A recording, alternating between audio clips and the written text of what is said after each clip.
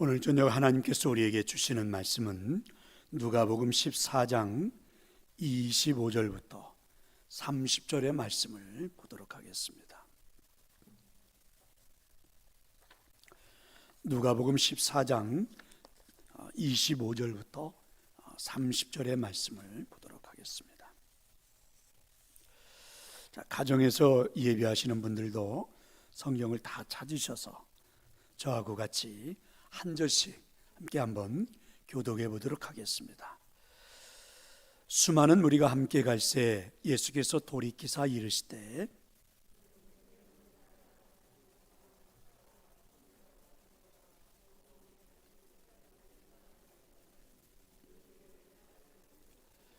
누구든지 자기 십자가를 지고 나를 따르지 않는 자도 능히 내 제자가 되지 못하리라.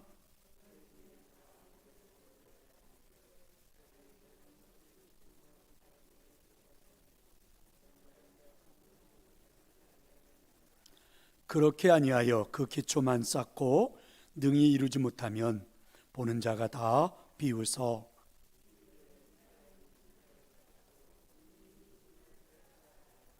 아멘. 할렐루야. 자, 예수님의 제자들 12사람의 면면을 들여다보면 전혀 일관성이 없습니다. 공통적인 것도 별로 없고 제각각 다 다르고 그렇습니다. 이렇게 말을 해도 괜찮을지 모르겠어요. 그 당시 사람들의 표현입니다. 아주 무식한 그런 고기를 잡는 어부들도 있고, 그런가 하면 그 당시 사람들이 가장 죄인들이라고 낙인을 찍어버린, 그래서 아예 옆에 가서 같이 식사도 하지 않으려고 하는 세리들도 있고, 그런가 하면 독립투사, 열혈당원 이런 제자들도 있고, 누구든지 덤빌 테면 한번 덤벼봐라, 성질 나는 대로 그냥 자기 가슴에 불 붙는 대로 움직이는 베드로와 같은 제자도 있고, 돌다리도 두드려볼 그런 상황 속에서 한 발자국 한 발자국 가려고 하는 의심덩어리인 도마도 있고, 그런가 하면 만약에 예수님이 왕이 되면 우리에게 자리 하나씩 주시죠 하면서 큰 야망을 가졌던 야고보나 요한도 있습니다. 세상에 보면요, 축구를 잘하는 사람들을 모아가지고 축구팀을 만든다든지, 세상에 보면 노래를 잘하는 사람들을 불러 모아가지고 그렇죠? 합창단을 만든다든지 뭐 이렇게 하는 것을 볼 수는 있어도 오합지졸 제각각 전혀 다른 이런 사람들을 모아놓고 하나를 만드는 것은 그리 쉬워 보이지는 않습니다. 그런데 예수님의 12제자들은 전혀 다른 사람들인데도 이들이 예수님을 만나 또 전혀 새로운 사람들로, 그리고 역사상 우리 기독교 역사에서는 빼놓을 수 없는, 우리 모두가 지금은 부러워할 만한 대상의 사람들로 되어 있다는 사실이 참 재밌습니다. 그래서 언뜻 보면 예수님께서 아무나 다 예수님을 따를 수 있고 누구든지 예수님을 다 만날 수 있고 이렇게 말씀을 하셔서 정말 그럴 것 같다라는 생각이 들기도 하는데, 오늘 하나님 주신 말씀을 읽다가 보면 뭔가 조금은 더 우리에게 깊이 생각해도 하는 그런 말씀이기도 합니다. 자, 여러분 25절 앞부분에 보면 이렇게 말씀하잖아요. 수많은 무리가 함께 갈새 예수께서 돌이키사 이르시되, 이렇게 말씀을 하십니다. 그러니까 수많은 무리가 지금 예수님과 함께 가고 있는 것입니다. 그 수많은 무리들이 어떻게 모여들었을까요? 예수님의 인기를 보고 예수님에게 나온 그런 사람들입니다. 얼마나 많았는지 우리가 오병이어 때 이제 숫자를 셌으니까 많이 모일 때는 2만 명 가까이도 모였겠다 이렇게 생각을 하잖아요. 그러면 여러분, 어쩌면 한 발 한 발 옮기기가 어려울 정도로 10여 년 동안 혈루증 앓던 여인의 집을 그 야이로의 회당장의 그 딸이 죽었다는 소식을 듣고 그 딸을 살리기 위해서 가고 있는 그 도중에 사람들이 너무 많아가지고 시간이 자꾸만 지체됐던 그런 모습처럼 아마 지금 상황도 그렇습니다. 그 중에 많은 사람들은 아마 예수님의 제자가 꼭 되고 싶었을 것입니다. 왜냐하면 예수님의 능력, 또 예수님의 가르침, 또 예수님을 만나면 참 포근하고 자비하신 모습 등등의 이런 모습들로 많은 사람들이 감동을 받았기 때문에 꼭 예수님의 제자가 되고 싶었던 것입니다. 예수님의 제자가 되면 정말 제대로 된 인생을 살 것만 같습니다. 어쩌면 내가 이 땅에 왜 살아야 하는지도 알 수 있을 것 같아요. 예수님의 제자가 되면 정말 행복할 것 같다는 생각이 들기도 합니다. 그 당시는 이렇게 어떤 유명한 스승 밑에 제자들을 두고 있는 일들이 많았잖아요. 그런데 대부분 예수님이 있는 이 갈릴리 지역에 있는 사람들은 그런 분들을 스승으로 모실 수가 없습니다.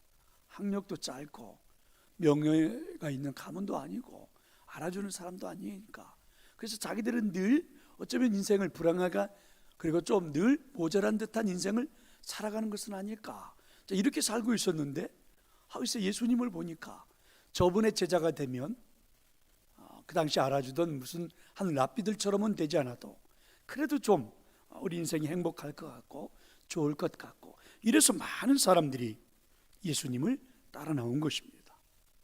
그런데 예수님은 이와 같은 사람들의 마음을 아셨는지 말씀을 시작했습니다.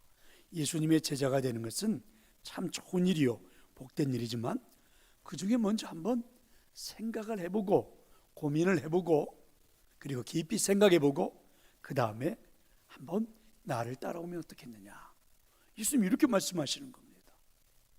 자, 이제 여러분 26절과 27절입니다. 자, 예수님이 주시는 말씀입니다. 한번 같이 한번 읽어보겠습니다. 무릇 내게 오는 자가 자기 부모와 처자와 형제와 자매와 더욱이 자기 목숨까지 미워하지 아니하면 능히 내 제자가 되지 못하고, 누구든지 자기 십자가를 지고 나를 따르지 않는 자도 능히 내 제자가 되지 못하리라. 여러분, 예수님의 제자가 되는 길은 수없이 많은 무리들이 모여서 생각하는 것처럼 그리 간단하고 쉬운 길이 아니었습니다. 그냥 예수님을 따르기만 하면 되는 것이 아니었어요. 예수님이 가시는 곳을 함께 가고 따라다니기만 하면 예수님의 제자가 될 줄 알았는데 그렇지가 않았습니다. 왜냐하면 지금은요, 기적을 일으키는 모습을 보면서 사실은 다 감탄하고 있잖아요. 근데 예수님이 기적을 일으킬 때 의미 없이 기적을 일으킨 건 아닙니다. 다 의미가 있죠. 수없이 많은 사람들에게 인기를 얻고 있지만 사실은 한순간에 예수님의 인기도 사라질 겁니다. 그렇기 때문에 지금의 상황이나 환경과 여건을 보고 나를 따라와서 제자가 되려고 하지 말고 한 번만 좀 깊이 한번 생각을 해보라. 그때 이제 예수님이 두 가지를 말씀하셨습니다. 하나는 미워해야 하는 것이 있다는 것입니다. 미워해야라는 말씀은요, 좀 반대적인 개념을 이해하면 금방 알 수 있죠. 미워하다 이런 말은 사랑하다, 좋아하다 이런 말의 반대입니다. 그러니까 좋아하다, 사랑하다, 이 반대가 미워하다인 겁니다. 그러면 여러분 가만히 오늘 성경을 보세요. 누구를 미워해야 되냐면 부모, 처자, 남편이 있고 아내가 있는 사람들은, 그 다음에 자식, 이런 분들입니다. 형제, 자매, 이런 사람들을 미워해야만이 예수님을 따르는 제자가 될 수 있다는 겁니다. 그러니까 이걸 이제 우리가 문자 그대로만이 아니라 이런 말이잖아요. 적어도 부모보다도, 그죠? 내 아내와 내 남편, 내 자식보다도, 내 형제보다도, 그죠? 나를 더 사랑하고 나를 더 좋아해야 예수님의 제자가 될 수 있다는 것입니다. 여러분, 제가 이렇게 말씀을 전하면서 얼굴을 보니까 조금 놀라는 듯한 그런 얼굴인 것 같습니다. 그렇죠?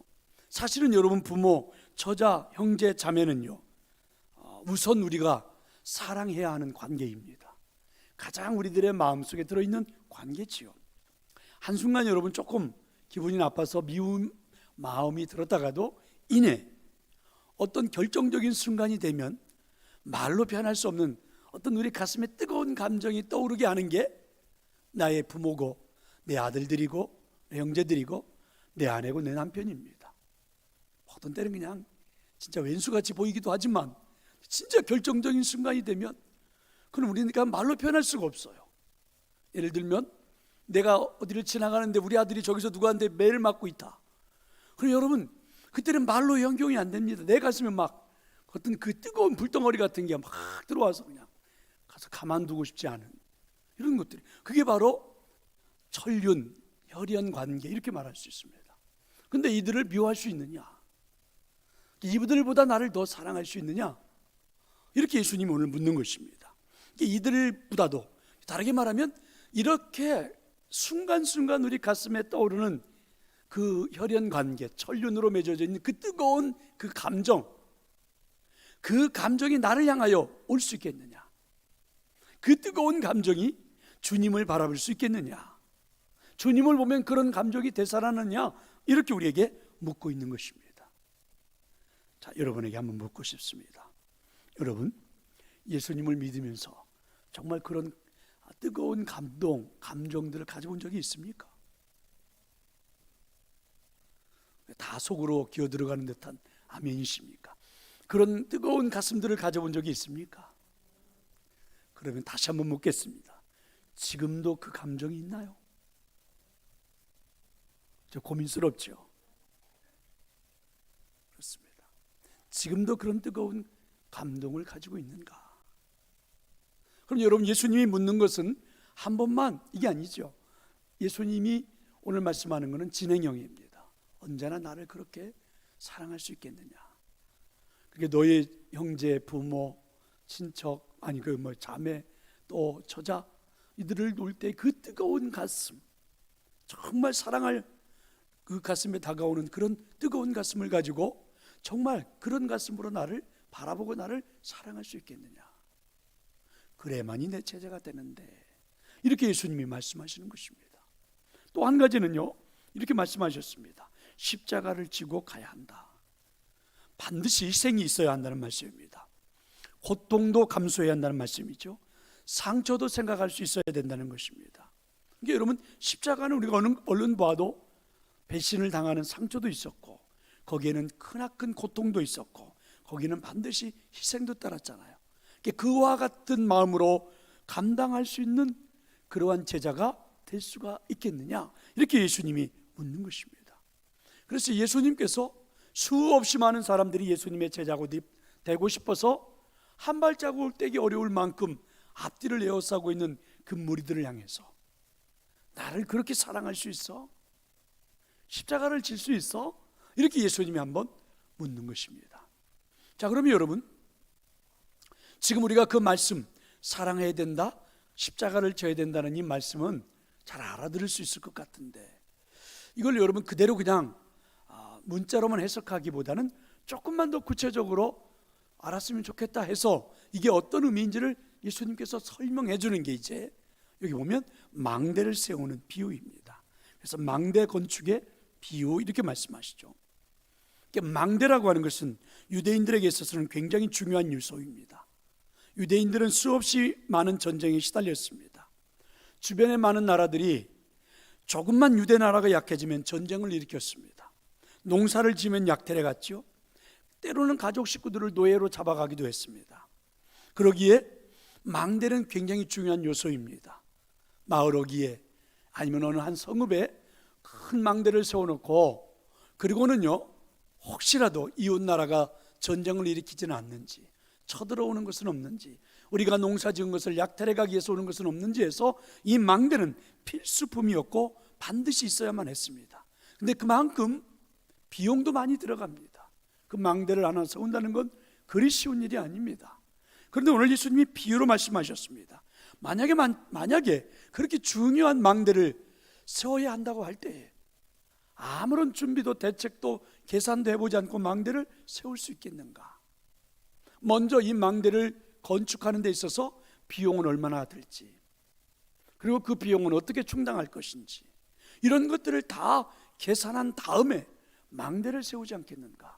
만약에 그렇지 않고 망대를 세우겠다고 그냥 섣불리 나섰다가 중도에 짓지 못하고 그대로 내버려 두면 얼마나 많은 조롱거리가 되겠느냐? 오히려 주변에 있는 나라들이 더 약탈을 심하게 하지 않겠느냐? 더 쳐들어와서 전쟁을 하지 않겠느냐. 이게 예수님의 말씀입니다. 그러면 여러분, 망대를 건축할 때에 비용을 먼저 생각하라고 하는 이 의미는 어떤 일들입니까? 여러분, 신앙생활 하는데도 사실은 많은 비용이 들어간다고 예수님은 말씀하셨습니다.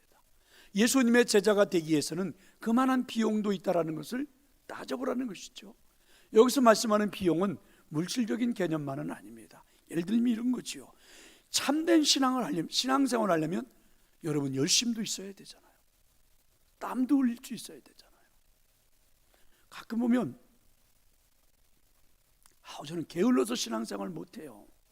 하고는 싶은데요, 전도하러 나가보면 그렇게 말하잖아. 나는 정말 진짜 게을러가지고 새벽은 어떻게 일어나고 매주일마다 그리고 주일날 어떻게 그렇게 쉬는 시간에 참 게을러서 못할 것 같아요. 그래서 소홀히처럼 이렇게 생각하죠. 알기는 잘하는구나. 여러분, 부지런하지 못하면 신앙생활 할 수가 없습니다. 땀도 흘릴 수 있어야 되고 그만큼 열심도 있어야 되겠죠. 눈물도 있어야 됩니다. 가끔은 여러분 기쁨의 눈물도 있겠지만 우리가 슬픔의 눈물도 신앙생활 하다 보면 흘려야 될 때도 있죠. 무엇보다도 집중력도 필요합니다. 이런 걸 한마디로 다 표현해 보면 예수님은 십자가라고 말씀하는 겁니다. 십자가는 여러분 손해를 의미하잖아요. 절대 자신의 이익을 먼저 생각하지 않습니다. 기꺼이 여러분 손해를 감수해야 되겠죠. 수치, 비난도 감수합니다. 그래서 고통, 고뇌도 감수합니다. 그러니까 여러분 이 모든 것들이 다 포함되어 있는 게 십자가잖아요. 십자가를 다르게도 표현해보면 조금 전에 말씀한 것처럼 열심도 있어야 되고 땀도 흘릴 줄 알아야 되고 눈물도 있어야 되고 집중도 할 수 있어야 된다. 신앙생활에는 거저하는 게 아니라 그만큼의 비용도 든다는 거죠. 현대도 마찬가지입니다. 우리가 여러분 천국문을 두드리는 데는 열심 없이 가능합니까? 믿음으로 가는 건 사실이지만, 하나님의 은혜로 가는 건 사실이지만, 여러분 그 순간 거기에 도달하는 그날까지는 우리에게 열심이 없이, 그렇잖아요. 주의를 여러분 지키는 게 열심, 땀, 열정 없이 가능합니까? 불가능하잖아요. 그만큼의 비용이 들어가는 거죠. 험난한 길을 가기 위해서 땀을 흘리듯이 자신의 삶을, 믿음의 삶을 끝까지 지키려면 때로는 눈물이라는 비용도 필요하듯이, 그리고 여러분 내가 늘 겸손한 제사로 신앙생활을 하려면 집중력도 필요하지 않습니까? 사탄과 싸울 때는 죽을 힘을 다해서 싸울 수 있는 그러한 능력도 필요하고요. 그래서 신앙생활은 이만큼 비용이 든다는 거죠. 조금만 더 구체적으로 한번 생각을 해볼래요? 어떤 것보다도 신앙생활을 하려면 이 세상에 어떤 것보다도 예수님을 사랑할 수 있어야 합니다.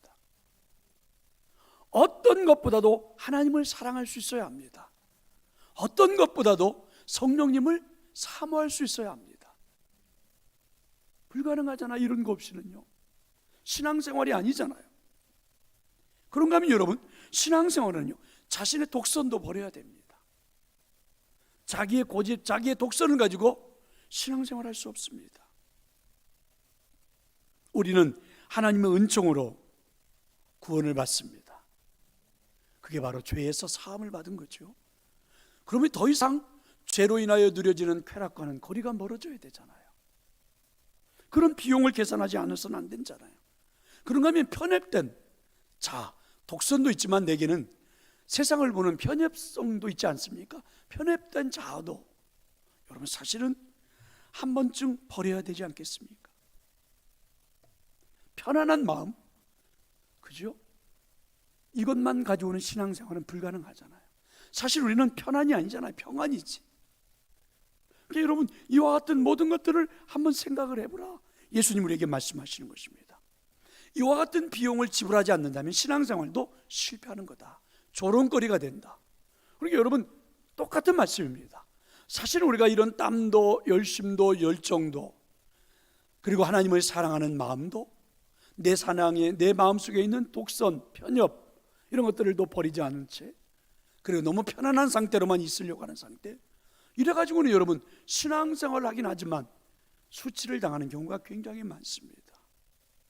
그리고 누군가에게 여러분 손가락질 당할 확률도 굉장히 많습니다. 예수님은 정확하게 말씀을 했습니다. 제가 여러분 이렇게 말씀드리니까 좀 너무 기가 죽어서, 야, 비용이 너무 비싸구나, 다 지불하려면 어떡하지? 근데 여러분, 꼭 그렇지만은 않습니다.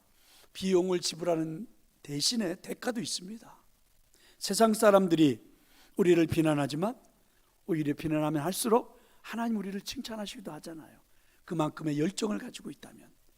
여러분, 세상에 우리는 사탄과 악한 영들과는 반목할지 모르지만 하나님과는 좋은 친구가 되어 있지 않습니까? 세상 사람들은 쾌락으로 살아갈지 모르지만 우리는 하나님 주신 은혜 때문에 너무 기뻐서 쾌락보다 더한 감동을 가지고 살아가기도 합니다. 그게 여러분, 비용만 있는 게 아니라 거기에 걸맞는 은혜도 대가도 행복도 있음을 믿으시기를 축원합니다. 그러면 여러분, 예수님께서 오늘 이렇게 따라오는 수없이 많은 무리들을 두고 이렇게 말씀하신 이유가 무엇입니까? 거기에 나온 수없이 많은 무리들, 예수님이 걸어가는데, 제자들 12명과 함께 가는데, 그 작은 동네 하나를 지나는데 2만 명이 따라 나섰다고 생각해 보세요. 이거는 가히 놀랄 일입니다. 앞뒤 좌우, 여러분 정말 인산인해지요. 그 당시 사람들로 말하면, 지금도 마찬가지지만 그 수없이 많은 사람들에게 에워싸여 있는 예수님. 그래서 예수님은 그 수없이 많은 사람들에게 말하고 있는 것입니다. 이 자리에 어떻게 온 거냐? 어떻게 나의 제자가 되겠다고 하는 거냐? 예수님이 보시는 것입니다. 충동 속에서 자극을 받아 예수님을 따라오는 사람들이 있다는 거죠. 신앙생활도 마찬가지입니다. 충동 속에서, 군중 심리에 의해서 그냥 신앙생활하는 사람들도 있죠. 내 친구가 가니까 그냥 따라가고, 옆집 아줌마가 가니까 같이 따라 나서고, 남편이 가니까 그냥 아내가 따라 나서고, 아내가 가니까 옆이 집에 있으면은 후환이 두려워가지고 따라 나오기도 하고, 뭐 이런 경우도 있을 수 있습니다. 그러니까 충동 속에서 자극을 받아 신앙생활하는 사람들도 있을 수 있어요. 이런 사람들은 비용을 절대 계산하지 않고 온 사람들이니까 금방 넘어질 사람들입니다. 그런가 하면 단순한 환경의 신앙생활을 하는 사람들도 있습니다. 그러니까 흔히 교회 가면 친구들이 많다더라, 교회 가면 또 내가 좀 이익을 볼 만한 일들이 있다더라, 이렇게 쏘는 사람들도 있습니다. 교회 가면 취미생활할 수 있는 사람들도 많이 만날 수 있다고 하되, 이렇게 여러분 하는 사람들도, 그런가 하면 여러분 신앙생활도 위선적으로 하는 분들도 있죠. 썬데이 크리스찬 뭐 이렇게 말하는 분들도 있잖아요. 형식적인 신앙생활하는 분들도 있습니다. 그런가 하면 신앙생활을 여러분 지적으로 뭔가를 좀 공부하고 더 많이 알기 위해서 하는 분들도 있습니다. 어떤 분들은 여러분 양심의 더 큰 성장을 위해서 신앙생활하는 분들도 있죠. 도덕적으로 신앙생활하는 분들도 있습니다. 그러니까 오늘 지금 여기에 나온, 예수님에게 나온 이 사람들은 대부분 다 그렇다는 이야기죠. 그래서 예수님이 그들에게 말씀하는 것입니다. 정말 나를 그렇게 뜨겁게 사랑하는 감정이 있느냐? 부모보다도, 형제보다도, 처자보다도 정말 그들을 사랑할 때 그 뜨거운 뭉클함이 올라오는 그런 감정들이 나를 바라보면 있겠느냐? 나에게도 나를 사랑한다고 할 때 나타날 수 있겠느냐? 그리고 정말 십자가를 질 수 있겠어? 고통도 희생도 헌신도 감당할 수 있겠어? 이렇게 묻는 것입니다. 저는 여러분에게 그런 은혜가 있을 줄로 믿습니다. 그러면 여러분, 이제 그 옛날 예수님께서 예수님에 따라 나왔던 사람들을 놓고 하셨다면 현대로 돌아와서 지금 현대 신앙생활하는 성도들은 어떨까요? 여러분들은 어떨 것 같습니까? 정말 여러분 뜨거운 열정을 가지고 주님을 정말 뭉클하게 사랑하는 감정을 가지고 신앙생활을 할까? 저는 이 통계를 내놓은 사람들의 이야기를 들어보고 깜짝 놀랐습니다. 한번 들어볼래요? 스위스에서 80세의 인생을 산 사람을 계산을 했습니다. 통계를 한번 내봤는데요, 80세를 산 노인 한 분의 그 살아왔던 삶의 통계를 내보니까 무려 잠자는 데 사용한 횟수가 26년입니다. 제일 많이, 80세 중에서 제일 많이 시간을 쓴 게 바로 잠자는 시간이었어요. 그 다음에 노동하는 데가 21년을 썼습니다. 80세를 기준으로 했을 때. 식사하는 데 6년을 썼습니다. 약속을 안 지켜가지고 그 약속한 시간대에 사람이 오기를 기다리면서 허비했던 시간이 무려 80년을 살면 5년을 그렇게 허비한대요. 그리고 불안스럽게 괜히 혼자 고민하면서 아무것도 하지 않은 채 낭비한 시간이 또한 5년이고, 더 재밌는 건 아침마다 세수하잖아요. 세수한 날짜를 따져보니까 80년을 살면 228일, 거의 1년, 거의 한 10개월 가까이 되죠. 더 재밌는 건 여러분, 이 넥타이를 매는데 들어간 시간도 한 18일 정도는 된대요. 담배를 피우는 사람들은 담뱃불을 붙이는 데 사용한 시간도 한 12일 정도를 사용했대요. 그런데 자기의 가정의 아이들과 노는 데는 26일을 썼어요. 가족 식구들과 활용하고 놀고 행복을 누리는 데는 26일을 썼습니다. 더 재미나는 건 충격입니다. 이 사람이 80년을 살고 가장 행복했던 시간은 딱 여러분 46시간.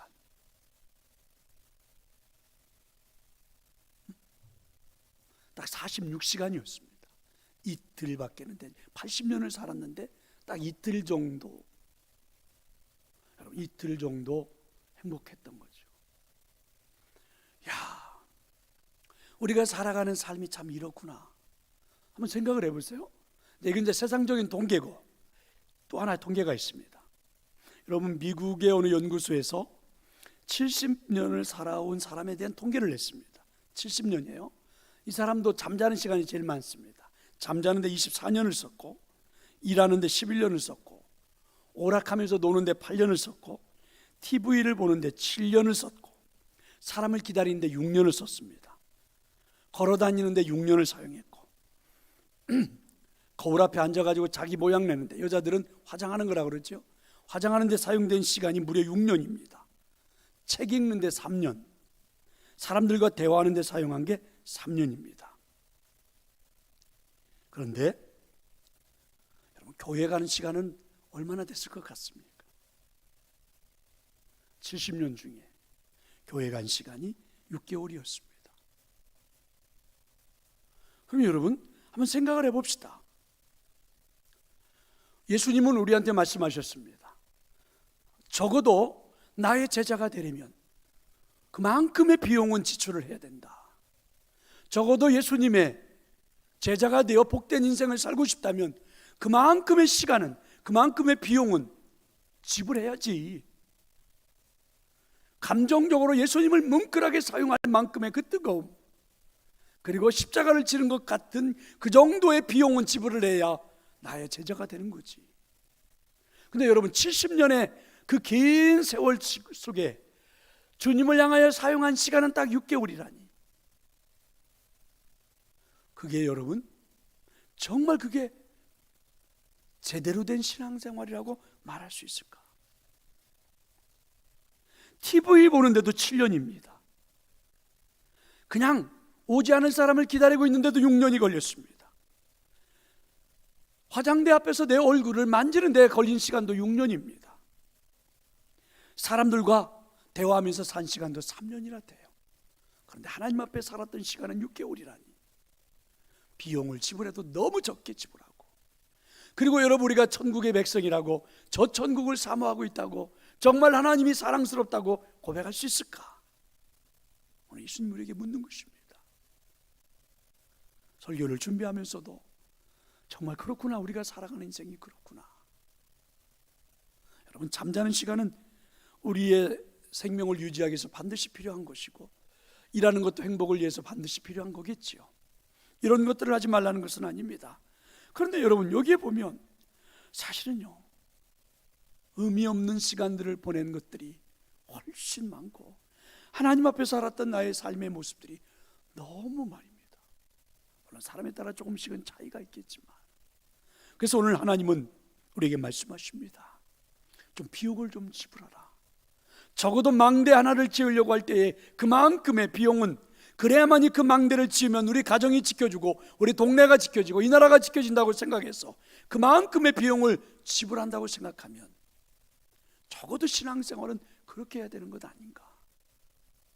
만약에 망대를 짓는다고 해놓고 전혀 비용을 지불하지 않아서 중간에 망대가 포기되어져 버리면 얼마나 흉측하고 얼마나 조롱거리가 되고 수치가 되는 줄 아느냐. 근데 여러분, 우리가 정말 망대를 짓겠다고 하나님의 나라 백성으로, 하나님 나라의 천국의 백성으로 이 땅에서의 삶을 망대를 짓는 일들을 하겠다고 해놓고 지금 우리는 망대는 전혀 지어지지 않은 채 흉측한 모습에 뼈대만 남아있는 그러한 망대는 아닐까? 그러면 수치를 당하고 조롱을 당하지 않겠습니까? 사랑하는 성도 여러분, 십자가를 져야 합니다. 열심도 있어야 합니다. 땀도 흘려야 합니다. 여러분, 거기에 집중력도 있어야 되고 거기에 여러분 때로는 여러분의 눈물도 들어가야 되고 그런 비용이 있어야, 적어도 망대가 세워지고 그런 비용이 있어야 예수님의 제자가 되는 것입니다. 오늘 서두에 말씀드렸던 것처럼 예수님의 12 제자들은 제각각이었습니다. 누가 보더라도 오합지졸입니다. 그런데도 그들이 제대로 된 비용을 지불하고 나니까 멋진 천국의 백성들이 되었고 지금까지도 많은 사람들에게 감동을 주는 사람이 되었다면 하나님은 우리에게 원하시는 것입니다. 한번 제대로 된 비용을 지불해보자 믿으시기를 축원합니다. 아버지 하나님,